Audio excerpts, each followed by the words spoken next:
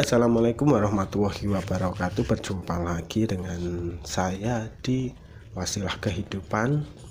Semoga apa yang kita sajikan selama ini itu bermanfaat untuk teman-teman semua dan memberikan sedikit pencerahan teman-teman semua mengenai fadilah-fadilah dari suatu amalan atau suatu tirakat atau suatu hal-hal yang bersifat laku prihatin.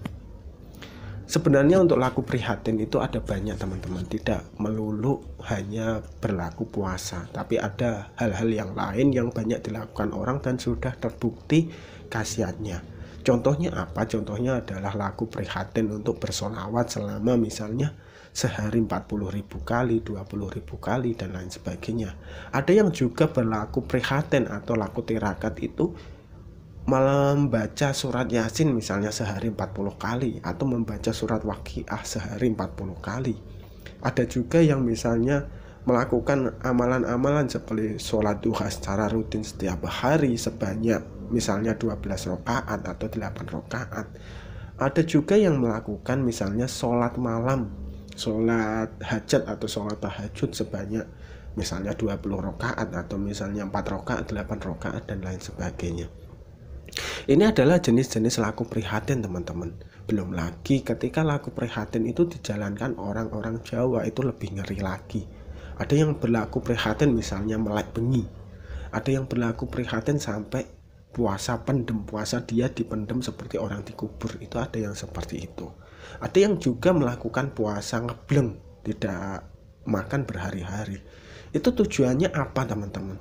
Semua tirakat yang dilakukan itu tujuannya adalah nyawiji atau memperoleh kedekatan dengan Tuhan kita. Artinya apa?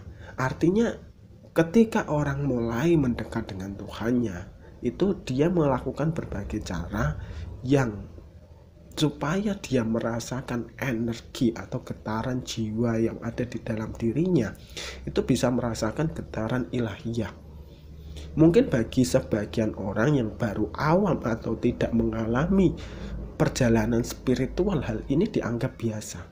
Tapi ingat teman-teman, ketika kita meremehkan seseorang yang melakukan perjalanan spiritual, misalnya dia terjatuh lalu dia melakukan perjalanan spiritual lalu kita menghinanya dan lain sebagainya, camkan dengan baik, suatu saat orang tersebut itu akan mengalami hal yang sama, akan memperoleh perjalanan yang hampir sama dengan orang yang dia hina tersebut. Oleh sebab itu, dari kekuatan inilah jangan pernah menghina siapapun. Meskipun kita itu merasa bahwa kita sholatnya baik, tepat waktu, bahkan ditambah dengan sunnah, puasanya rajin Senin Kemis dan lain sebagainya, bahkan puasa Daud. Terus kita melakukan misalnya bacaan-bacaan Waqiah setiap hari sebanyak 40 kali atau misalnya sampai 100 kali, membaca Al-Quran sehari 1 juz atau sampai 1 hari khatam. Itu boleh-boleh saja Anda melakukan seperti itu. Tapi ketika Anda melakukan semua itu tapi hatinya masih ada dendam, masih belum bersih, masih belum ikhlas, masih ada keinginan-keinginan duniawi yang masih terpendam. Misalnya saya benci kepada orang ini, padahal teman-teman sudah melaksanakan suatu kewajiban atau suatu hal yang bersifat spiritual dengan matang, maka bisa saja spiritualitas teman-teman ini bisa dipertanyakan. Karena apa? Ciri-ciri orang yang spiritualitasnya jadi, dia itu hatinya bersih. Dalam artian hatinya bersih, tidak menyimpan dendam, tidak menyimpan dengki, tidak menyimpan iri, ria dan sebagainya, tidak. Itu yang pertama, bersih. Terus yang kedua, dia cenderung ikhlas. Tidak ada rasa amarah, tidak ada rasa ingin membalas, tidak ada rasa dan sebagainya. Walaupun dia merasa dirinya teraniaya, bisa jadi seperti itu. Terus yang ketiga, dia sabar, menjalani apapun dia sabar. Dicemooh dia hanya tertawa, dihina dia hanya tertawa, seperti itu.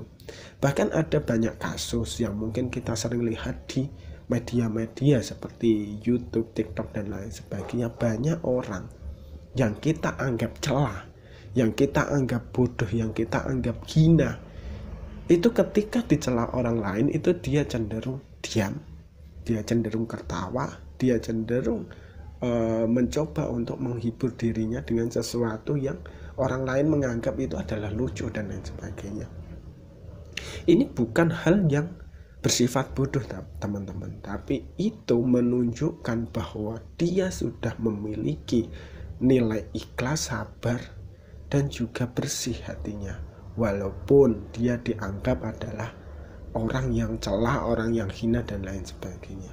Ingat, orang yang biasanya seperti ini, orang yang memiliki hal-hal seperti ini, walaupun kita menganggapnya dia bukan orang yang baik, biasanya itu cenderung dikasihi oleh Gusti Allah. Hati-hati dengan teman-teman yang seperti ini, teman. Mungkin kita bekerja di kantor atau kita bekerja di lingkungan kita, ada orang yang saling menjatuhkan, ada orang yang saling iri mengiri, ada orang yang sombong, ada orang yang cenderung merendah dan lain sebagainya. Teman-teman lihat dan perhatikan saja hal-hal seperti itu. Jangan ikut nimbrung, jangan ikut membenci, atau jangan ikut termakan oleh hasutan-hasutan yang sifatnya itu kurang baik. Dan kembali lagi ke sikap tirakat tadi, jika teman-teman melakukan suatu hal yang bersifat tirakat, ini adalah ujian. Semakin tinggi derajat seseorang dalam bertirakat, dalam beragama, dalam menjalankan suatu yang sifatnya spiritual, itu semakin tinggi ujian yang akan diterimanya. Jangan menganggap ketika teman-teman bertirakat itu langsung mencapai apa yang teman-teman hajatkan. Itu belum tentu. Biasanya teman-teman akan melalui step-step ujian, dari kesakitan, dari suatu yang ketika kita menganggap itu seharusnya baik ternyata kurang baik. Itu harus teman-teman lihat, karena Gusti Allah berjanji bagi orang-orang yang menjalani hal seperti ini, itu ujian itu akan ada. Bahkan Nabi sendiri yang katanya Nabi dijaga oleh malaikat, bahkan ketika menyebarkan agama beliau dilempari kotoran, dilempari batu dan sebagainya, bahkan si malaikat Jibril itu ingin mengangkat gunung dan menimpakan si penduduk kota, dan Nabi melarang. Ini menandakan bahwa Nabi sudah memiliki rasa sabar dan ikhlas serta bersih hatinya. Ini yang perlu kita capai, teman-teman. Kalau di sisi manusia saja sudah sabar, sampai di sisi malaikat itu ingin menghukumnya, berarti kan sudah melebihi dari batas kewajaran.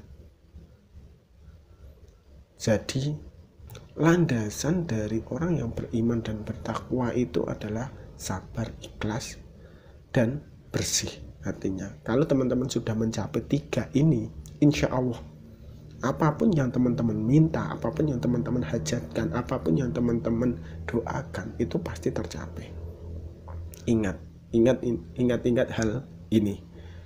Tidak peduli siapa teman-teman itu bejat sekalipun, ketika memiliki 3 hal ini, doa teman-teman terkabul.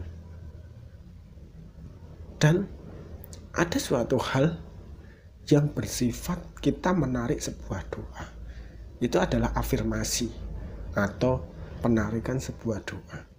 Mungkin hal ini akan kita terangkan pada video selanjutnya.